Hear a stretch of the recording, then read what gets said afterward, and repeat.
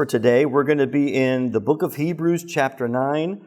We're going to look at verses 11 through 23, and the title of this pericope is going to be Why Blood and Sacrifice. That's what the pericope is going to talk about, the importance of Jesus' blood under the new covenant, the importance of animal blood under the old covenant. And I thought as I was studying and reading through this, I go, man, we just can't relate to this. Blood. What does blood have to do with anything? And why did God choose blood as this center of initiating a covenant with people? And that's what the section is about. So we'll get a little bit more into that and hopefully have a better understanding. Why blood?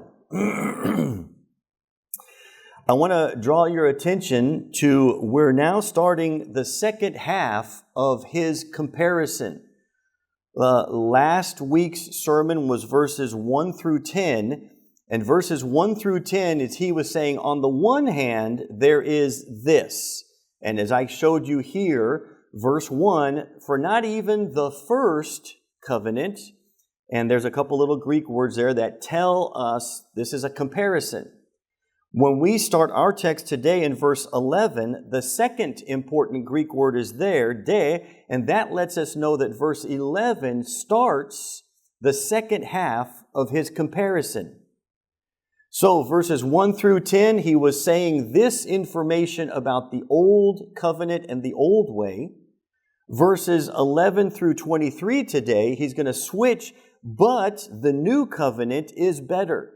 And so this is where our comparison starts out. That's a good observation.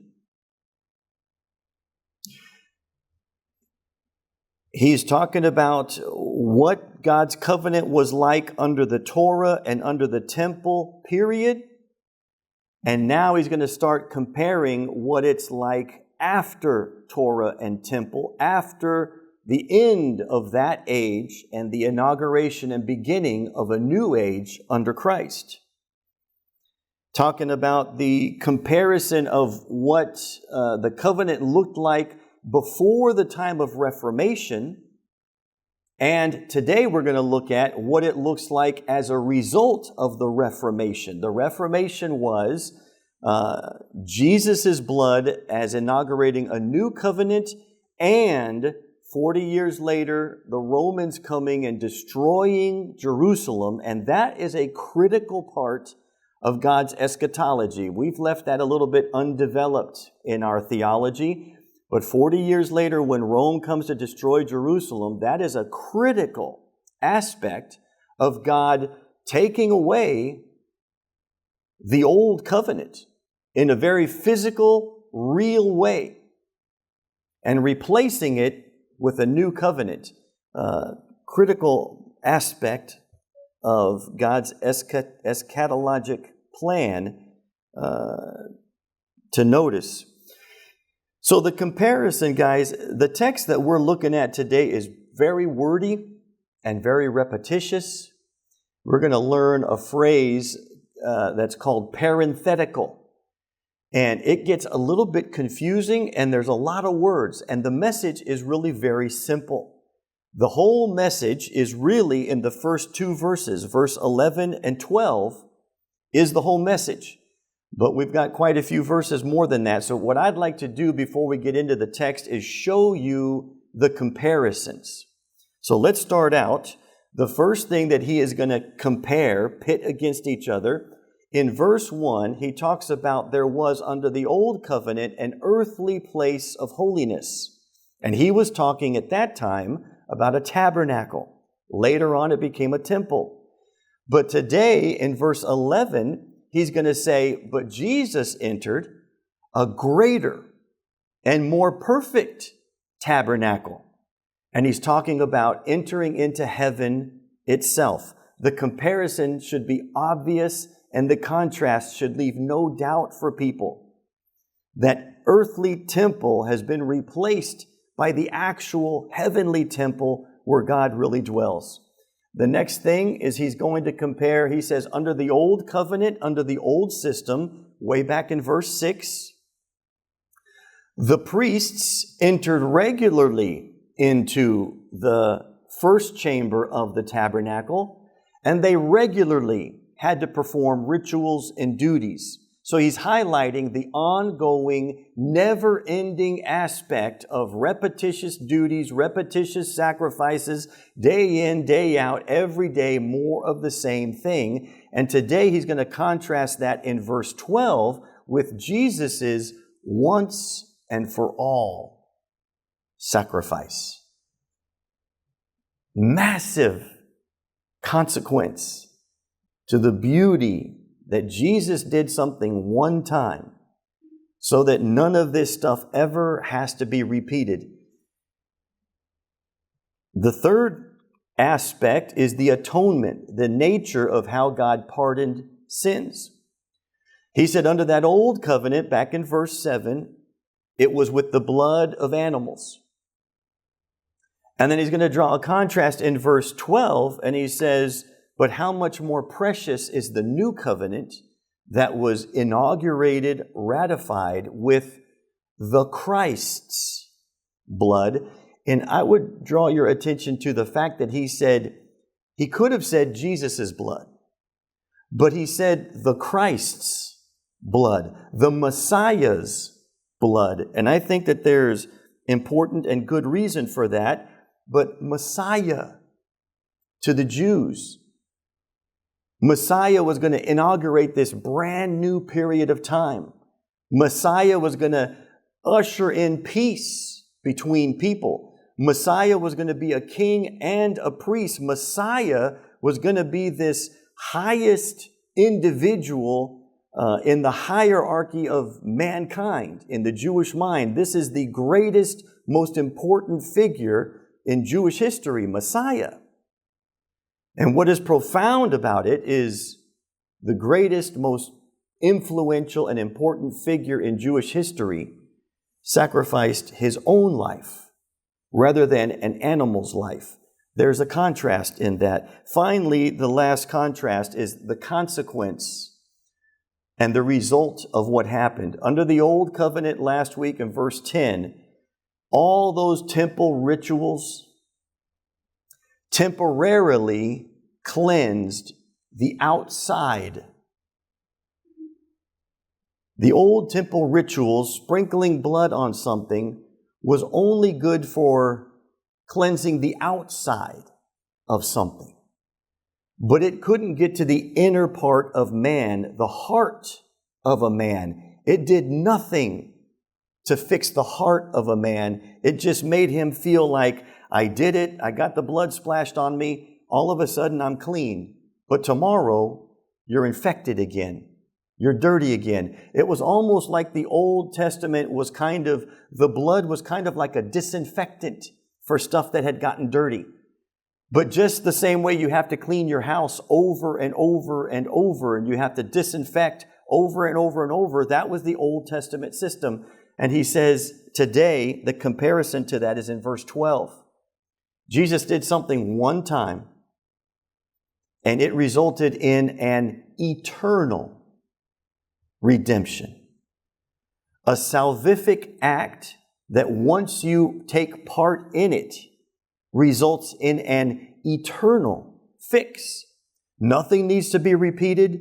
Nothing needs to be redone. There is now, therefore, no condemnation for those who are in Jesus Christ. Those are the four comparisons, and they're done in just verses 11 and 12. As we get into our text today, I would like to highlight something you want to walk away with today. Why was blood necessary? What is it about blood? It's kind of gross to us and we can't relate to it. It doesn't fit into our paradigm. So what's up with blood? I want to suggest that what God was doing with this act of blood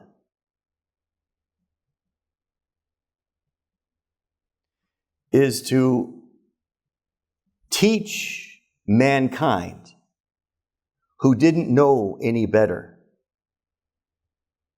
what was wrong, what was ugly, how do you identify rebellion? And you might even think, as a parent with your own children, what tools do you use to help your children go, ooh, that's wrong. Ooh, that's bad. Ooh, that's something I don't want to be doing. What tools do you use?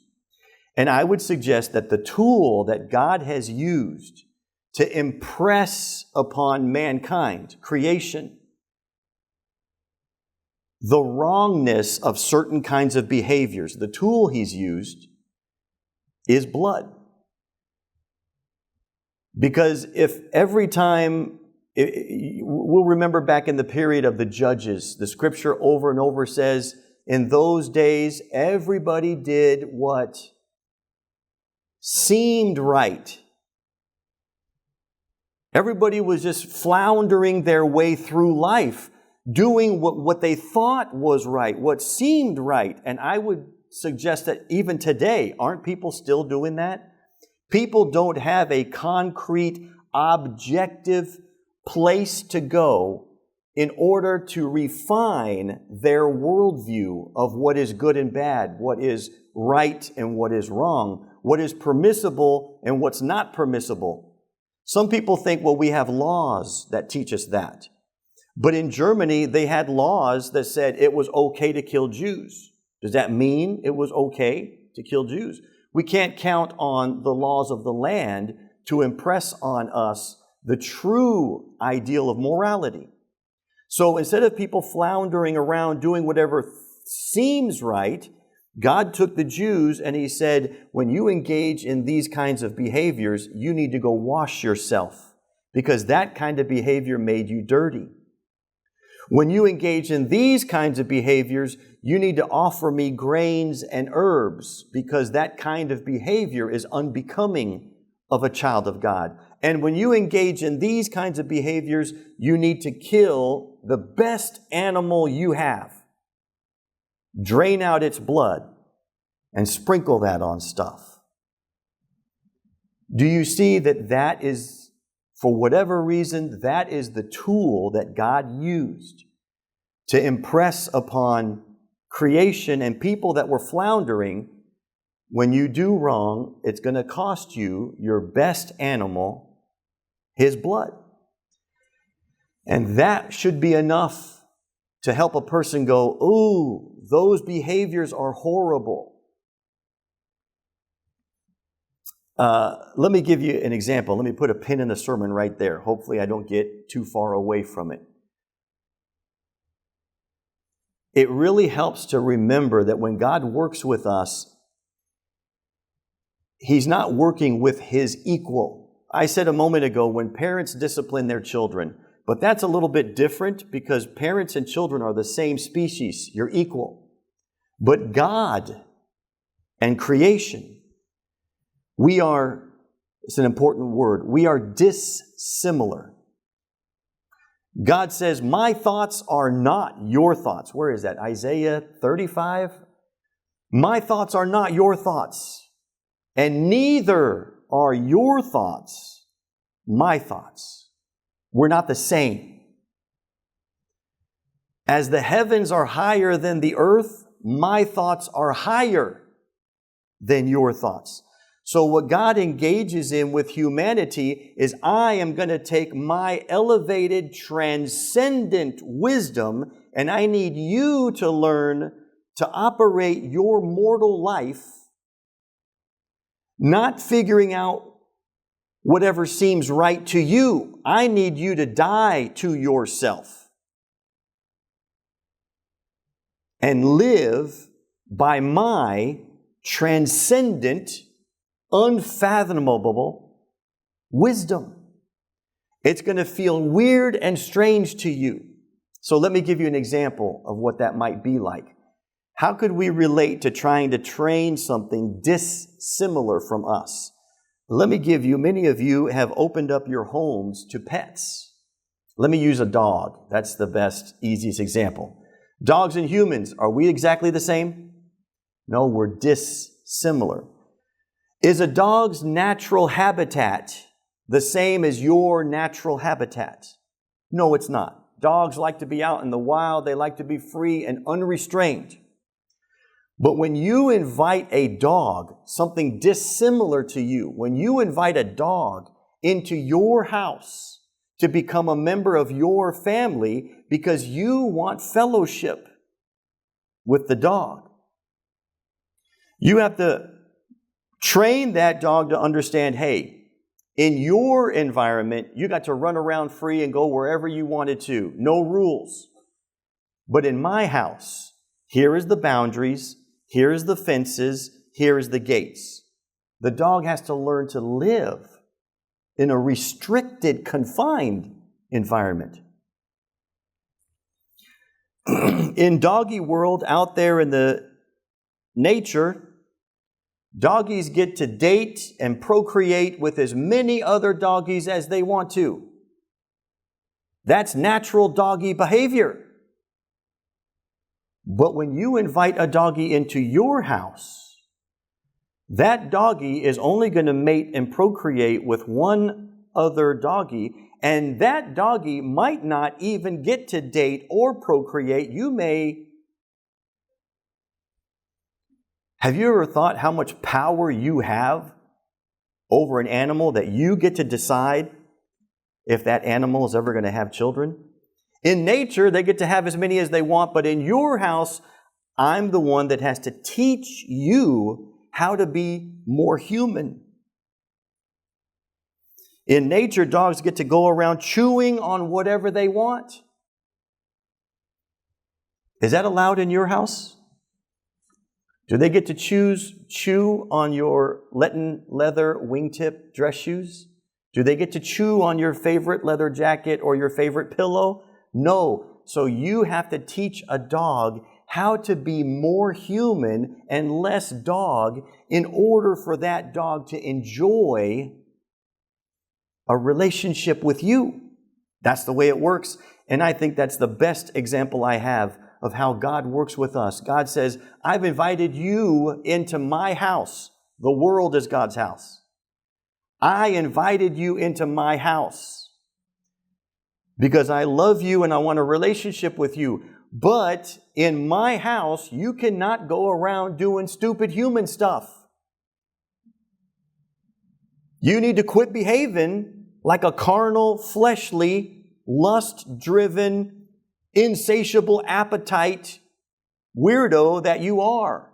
You need to quit behaving like that, and you need to behave the way I am going to teach you to behave. I think it is within that context that blood played an important role. When God was training mankind what to do and what not to do, and priests were telling people, here's what you should do, here's what you should not do, blood was the consequence of rebellion, and blood is what taught a person, oh yeah, I am God's people. You will be my people and I will be your God if you will obey me. So he has invited me into his family and into his home, but he now has to treat me, he now has to train me how to behave. And I think historically, blood is how God trained people. Those are things that you don't do. We already see it early on. It only takes the first 4 chapters of Genesis. The first 4 chapters of Genesis. And by chapter 4, Cain and Abel are both already doing what to God? They're already having to offer sacrifices to God. One doesn't offer blood. The other one does offer God blood. And God is only happy with Abel, who offered him the blood. He's not happy with Cain. So he's saying Abel is learning his lesson. And he understands the magnitude of his sin because he gave what he needed to give. But Cain doesn't seem to be learning because he doesn't recognize the gravity of his sin requires more than a bushel of wheat. It requires blood. And Cain must have not wanted to face that reality. I'm not bad enough. I think that's as early as we see this idea of blood. When it comes to God creating in us an awareness of doing something wrong, do you remember years ago there was a commercial for Ring Around the Collar called Whisk? And in that commercial, wives were running around looking at their husbands, and oh no, there was a big panic, and they grabbed their collar, and as soon as they pulled the collar back, they had Ring Around the Collar. That commercial created the awareness, oh no, ring around the collar. You surely don't want to get caught in public with ring around the collar. And Whisk was the magic agent to take away that ring around the collar. The commercial said something like, those dirty rings, you try rubbing them out, you try soaking them out, and you can still come out with ring around the collar. And awareness was created, and now men are terrified of being spotted with ring around the collar. I had something slightly different in my house. I remember one day my mom were on the way to church, and my mom gasped. And I thought, what happened? She goes, Tony, did you clean behind your ears? I don't know. Come up. Oh, Tony, no, you need to, oh my goodness, come here. And she got the rag and she cleaned. And then forever I'm terrified. Every time I go to the barber, I'm terrified. Did I clean behind my ears? So God was using blood to create an awareness. Oh no, am I doing something wrong?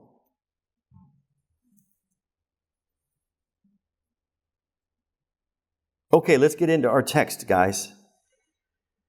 These first two verses, like I said, this is very wordy, and I'm going to exposit the text and hope to draw out the meaning, but I think almost equally as important or more important is to show you how to break up verses 11 through 23. If you'll take notes on this and recognize where breaks are in the section and what the breaks are accomplishing, it will really go a long ways to make this pericope more valuable to you.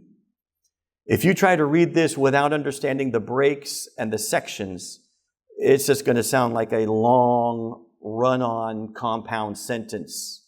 So hopefully this will be of some value. So the whole sermon is in these two verses. And I've highlighted for you with number 1, number 2, number 3, number 4. These are all the things that he's drawing out that are better about the new covenant than the same 4 things that we outlined last week in verses 1 through 10. Those same 4 things under the old covenant. He's creating a comparison. So here is the second part of the comparison. Verse 11, but when Christ appeared as a high priest of the good things that have come, then through, number 1, a greater and more perfect tent, that's heavenly places, not made with hands, and it's not of this creation. Verse 12, he entered, number 2, once and for all. That's the important part of the phrase, once and for all, not every day, all the time, just one time had to do it, once and for all, into the holy places. Again, that's heaven. By means of, number 3, his own blood versus the blood of animals. Thus, he secured, number 4, an eternal redemption. I'm afraid that if the average reader was trying to read his way through Hebrews, by the time you get to verses 11 and 12, you've probably already forgotten what he said in verses 1, 2, 3, and 4. And so you might miss this beautiful, I'm comparing what I told you in verses 1 through 10, and I'm telling you how much better it is in verses 11 through 12. That's his whole sermon, verses 11 through 12. It's so powerful. that little Greek word I gave you there, de, translated as but, de is the second half of the men de comparison. In verse 1, he said, on the one hand, there is this. And verse 11, he's finally going, on the other hand, here is this. That's how we know that he's comparing something here. And I want you to see also another, boy, it's just, you could just slip right by it. But in verse 1, I want to show you this. In verse 1 last week, he said the law was just a shadow of good things that were yet to come. But notice in verse 11, but when Christ appeared as a high priest of the good things that have come. In verse 11, he is saying the good things that the law was only a shadow of, the good things that the law back in Moses' day was looking forward to. When Christ came here as our high priest, those good things have come. The good things are all here. All of the promises and God's eschatologic beauty is already now here. It's not something we're looking forward to anymore. It already has come. That old method was insufficient. The new covenant is superior. Another little detail, let me show you. We're looking at the word covenant quite a bit since verse 1. And there's a synonym for covenant. The same word as covenant is also testament. That's very good to know. Maybe you didn't know this, but the covenant, we have the old covenant that was made with Moses. But then we have the new covenant, which was what was promised to Abraham. Abraham, in your seed, all the nations of the world are going to be blessed. Abraham's seed was not Israel. Abraham's seed was Jesus. We'll read that in Galatians. And through that seed that finally came here, everybody of every nation, language, tongue, tribe, everybody will be blessed through Jesus. And when Jesus came, he said, this is my blood, the blood of the new covenant. So we've got the old covenant and the new covenant. But did you know testament is the same word? So instead of saying an old covenant and a new covenant, we could say there's an Old Testament and a New Testament. And then it dawns on us, wait a second, that's how my Bible is broken up. The first half of my Bible says Old Testament. The second half of my Bible says New Testament. And that's exactly what it's saying. The first half of the Bible tells us about the Old Covenant with Moses. The second half of your Bible tells you about the New Covenant in Jesus Christ. The Old Testament and the New Testament are the two different covenants that God had made with mankind. One other synonym that's going to come into play in our text today is the idea of a will. When you leave a will and you pass away, the will distributes your gifts as you have decided. So will is also another translation of the word. And just for fun, there it is, diatheke, diatheke. That one word gets translated covenant, testament, and will. And in a few moments, the preacher is going to use a word play, and he's going to switch from talking about the old covenant, but he's going to use the same word, diatheke, to give us a parenthetical statement. And he's going to start using the word will instead, but let's wait till we get to that. The next text, verses 13 and 14, should be grouped together, and they are in contrast to each other. So verse 13 is going to contrast itself with what is in verse 14. And let me explain the nature of what he's doing. He's going to use a common rabbinic teaching technique. Since I can tell you guys are looking at the verse, let me show you quickly the comparison. Verse 13, for the blood of bulls and goats, da-da-da-da-da. Verse 14, but the blood of Christ, da-da-da-da-da. So he's going to compare. He's going to describe which one is better. Let me share with you what's happening here. The rabbinic method of teaching was to often teach somebody a simple principle that was easily apprehendable. And once somebody could grasp that basic, simple idea, then they show you this more important and more complex idea, but they go, really, it's the same principle. Let me give you an example.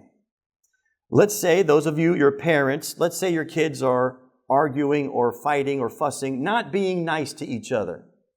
My mom used to say about me and my sister, son como el perro y el gato. You're fighting like cats and dogs. Mom didn't like that. It broke her heart to hear us arguing. So you want to stop your kids from going at each other like dogs and cats. You might say, hey, so-and-so, child X, should we be nice to our dog? Yeah, we love our dog. We want to be nice to our dog. Should we be nice to our gerbil?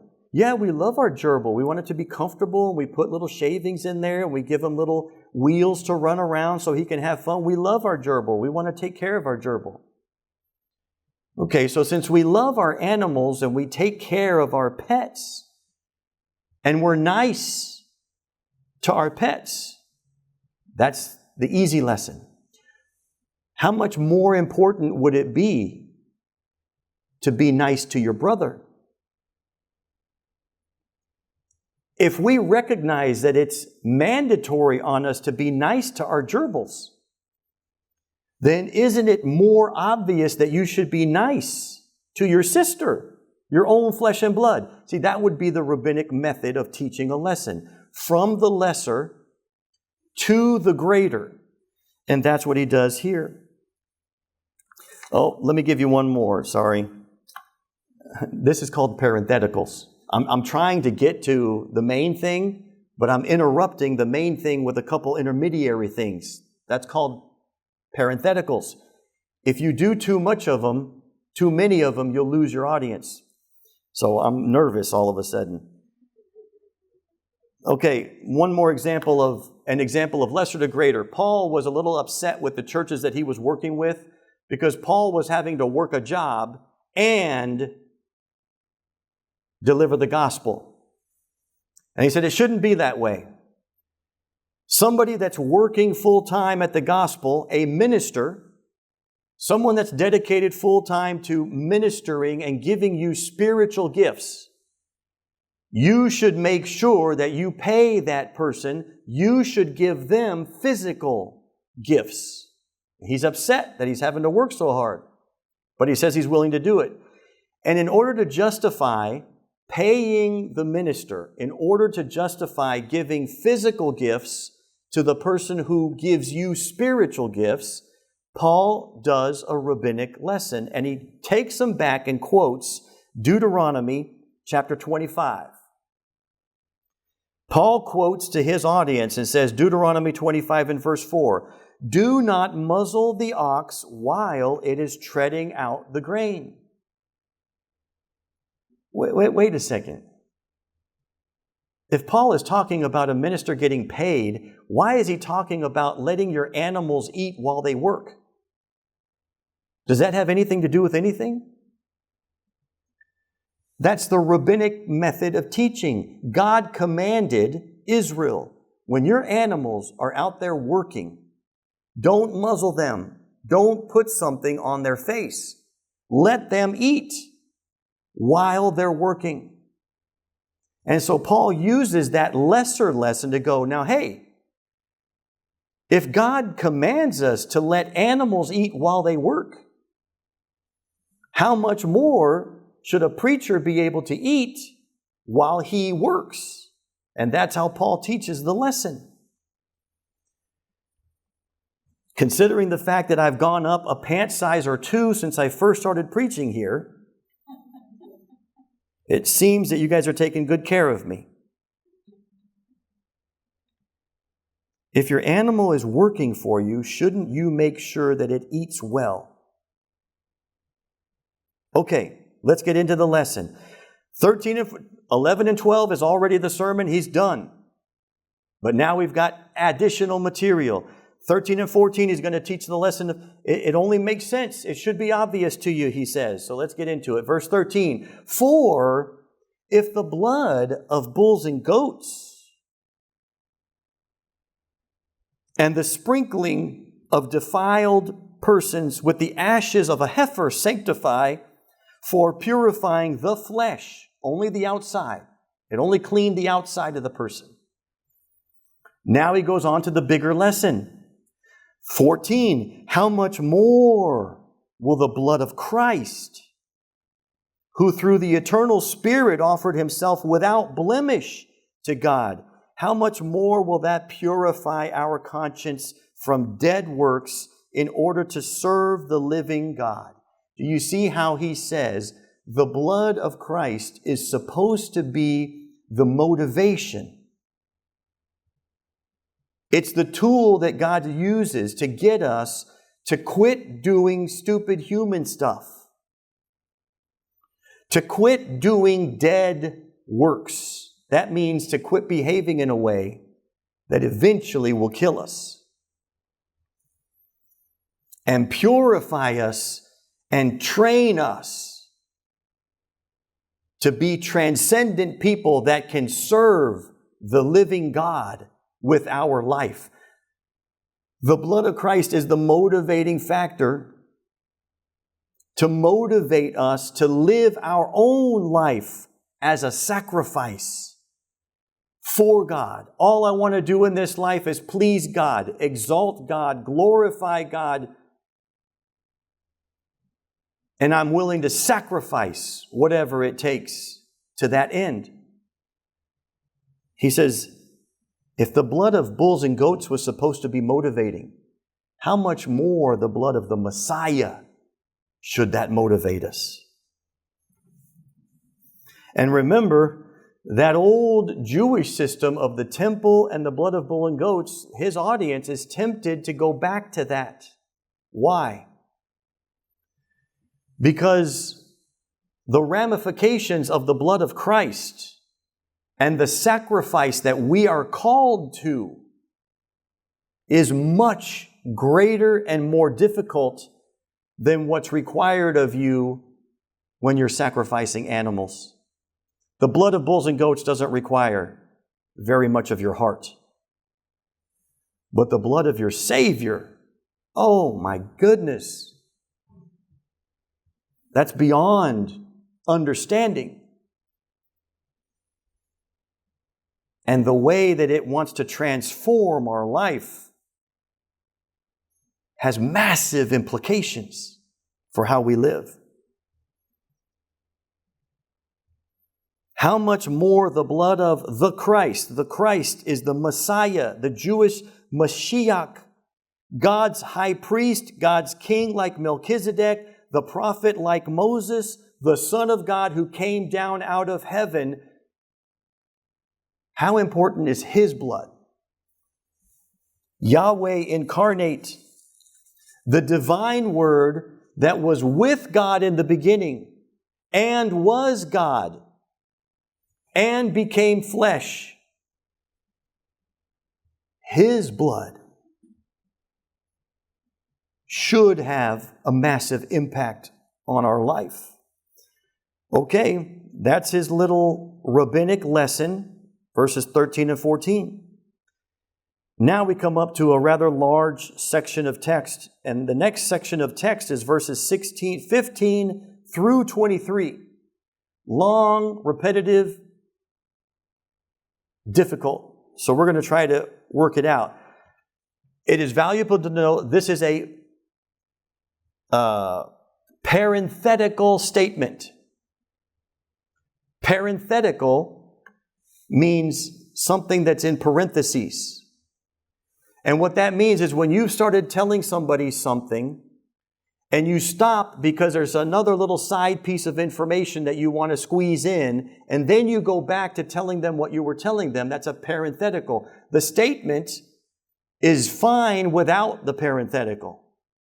But sometimes you put in the parenthetical because you're thinking and you want to add more information. Let's look at this. A parenthetical statement is a parenthesis. So, what's a parenthesis?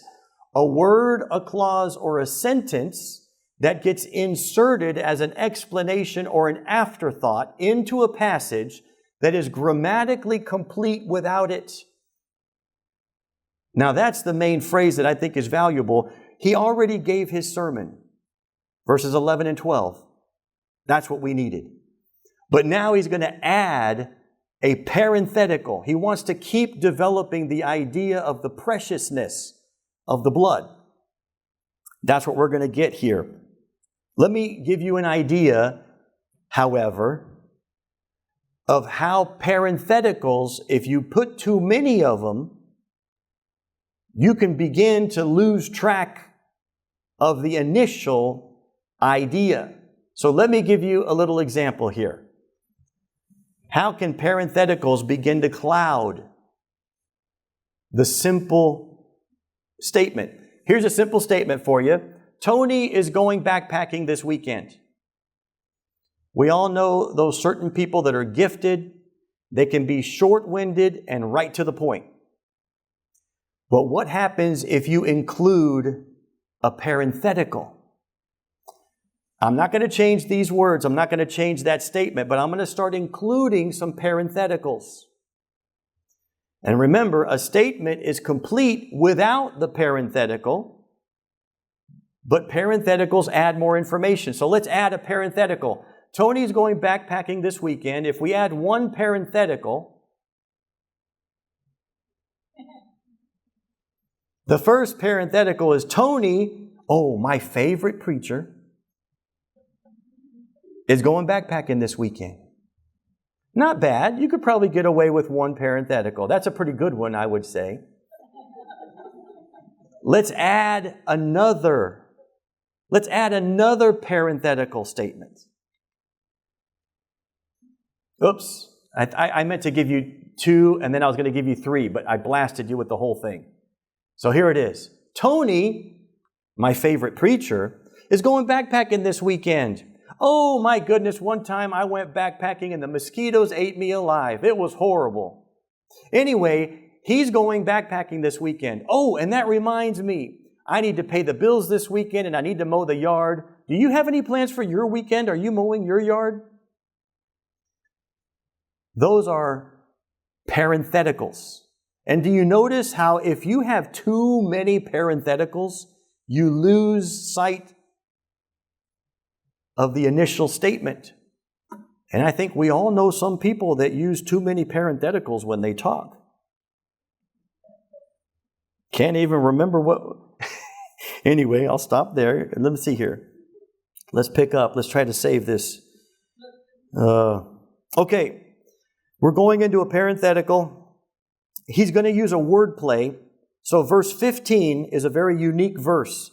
Verse 15, he's going to use it to transition into the parenthetical and to create a word play. You won't see this in the English, so you got to see it in the Greek, otherwise you'd never know what happened. When he says in verse 15, therefore he's the mediator of a new covenant, diatheke.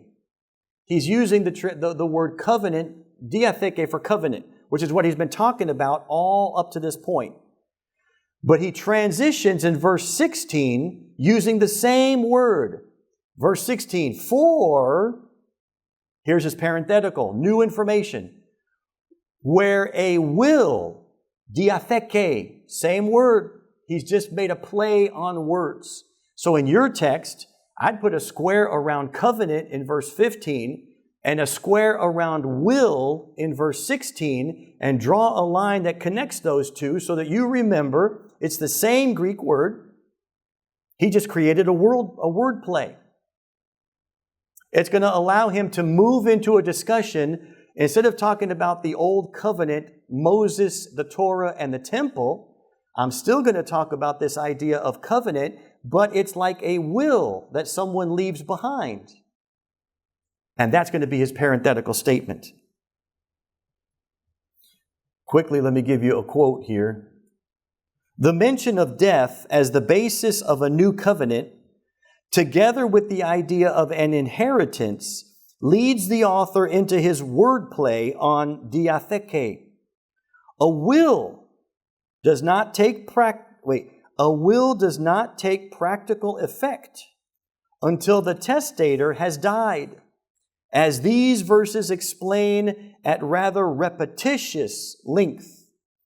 Inheritance comes only as the result of a death. So he's going back to revisit the idea of the blood that was necessary, but instead of relating it to the blood of bulls and goats, he's going to say, you know, guys, just like in a will, when you leave a will that will release blessings on people for generations, you have to die first in order for the will to take effect. So that's going to be his second new analogy to help people wrap their mind around the idea of someone had to die, blood had to be shed. So let's read it. Verse 16. For where a will, diatheke, is involved, the death of the one who made it must be established. For a will takes effect only at death, since it's not in force as long as the one who made it is still alive. Therefore, not even the first covenant was inaugurated without blood. For when every commandment of the law had been declared by Moses to all the people, he took the blood of calves and goats with water and scarlet wool and hyssop, and he sprinkled both the book itself and all the people, saying, "This is the blood of the covenant that God has commanded for you." Verse 21, in the same way he sprinkled with the blood both the tent and all the vessels that were used in worship. Indeed, under the law, almost everything has to be purified with blood, and without the shedding of blood, there's no forgiveness of sins. Verse 23 is really the one verse that you need. Thus, it was necessary that the copies of heavenly things be purified with these rites, if it was necessary for the copy and the shadow to be purified in this way. Then obviously, heavenly things, the realities, the transcendent heavenly realities, need themselves a better sacrifice than animals. That's really the only verse you need. It's his way of revisiting the idea that a better covenant needed a better sacrifice. So now we come back to our original sermon topic, why blood and why sacrifice? We have two reasons here in this new analogy of someone leaving a will.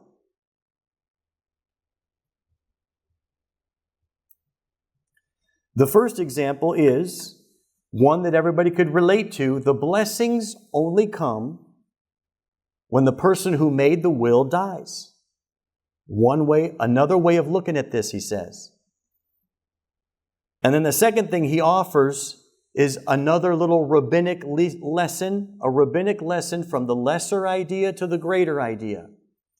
Takes him back to the old covenant. Hey, if in the days of Moses, that covenant had to be sprinkled with the blood of animals, then doesn't it make sense that the actual opening of the heavenly places, the actual entryway into this new covenant that gives us all access to the throne of God in heaven. It gives us access to boldly come into the presence of God.